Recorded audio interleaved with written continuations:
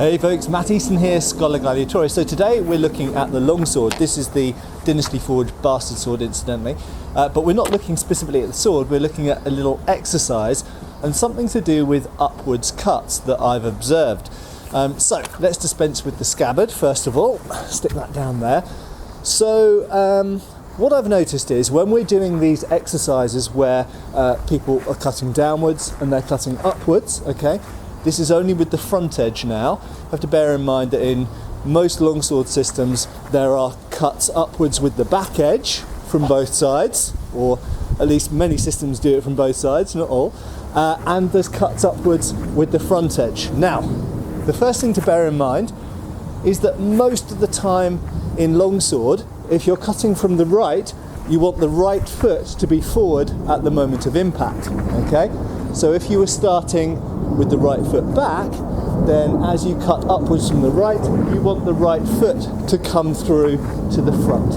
Okay, so in this scenario, I'm changing feet like that, but I could equally move forwards or move backwards. So for example, I could move backwards like that, or I could move forwards like that. It's exactly the same thing from the left-hand side, but in this scenario, obviously the left foot would come forwards with the left cut. Now something I've noticed is we often get beginners doing what we call the 1, 2, 3, 4 drill, okay? That being that this being cut 1, this cut 2, this cut 3, this cut 4. So we use the sabre cuts because it's quite easy to refer to. It's not historical to the longsword systems, but if we were doing Fiore, we might refer to the fendente dritto, the fendente reverso, the sottana dritto, and the sottani reverso. But 1, 2, 3, 4 is easier to say, and probably for most people, at least English people, easier to remember. Right, so if we're cutting upwards, we really want the right foot and the left foot to correspond to the cuts we're doing. Now the first thing is you've got to make sure the edge aligns and that the blade travels in as straight a line through the target as possible. So what you don't want to do is be doing a sort of curving cut, because you're likely to foul the cut, mess the cut up, not lead with the edge. Equally, you want to be really sure that you're not hitting with the flat or with the edge at an angle in some way. You want to make sure that the edge is leading through the target from either side, okay?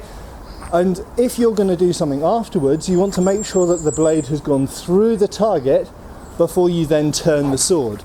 Okay, so for example, cut upwards, cut downwards, up, down. Okay, changing feet each time, because I'm cutting from the right, so right leg forward, cutting from the left, left leg forward.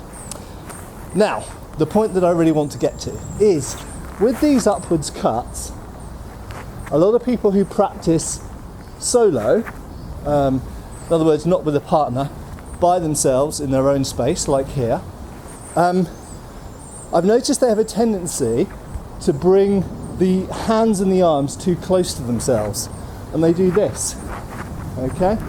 So they're doing all of the body movements correctly in a way, but what they're not doing is they're not reaching forward to hit someone. And it's really super important that when you do solo drills, you have to imagine the distance that you're cutting or hitting at. Okay, so what you don't want to be doing is doing this, and to cut someone, they would have to be that close to you. You want them to be as far away as possible from your hand. Okay, so out, extending the arms and hands away from your body like this. Okay. So that's really it. That's the only message I want to give. We'll probably look at this kind of topic in more detail at a future point. But remember that when you're cutting upwards, just as when you're cutting downwards, you want to use your full reach. You want to use your full potential. That doesn't mean overextending the arms, but it does mean reaching out to a reasonable distance such that you're hitting someone at full cutting distance away from you. Okay, so when you're cutting upwards, think about hands forward rather than hands up. One caveat to that, there are some situations where if a person's closer to you, for example, so say they've cut you here and you've warded and you're going to pass through and cut upwards here, there are some situations where indeed your hands might be closer to your body because your opponent is closer to you. So absolutely, in some situations, you do want to cut with the hands closer to you. But in normal situations, when you're hitting an opponent who's over there in front of you, you want to practice striking with full reach and as far away from your body as possible. I hope that's been interesting and useful. Hit the like and subscribe buttons if you haven't done already, and I'll see you guys soon for another video. Cheers, folks! Thanks for watching. We've got extra videos on Patreon. Please give our Facebook a like and subscribe if you haven't already. Cheers, folks.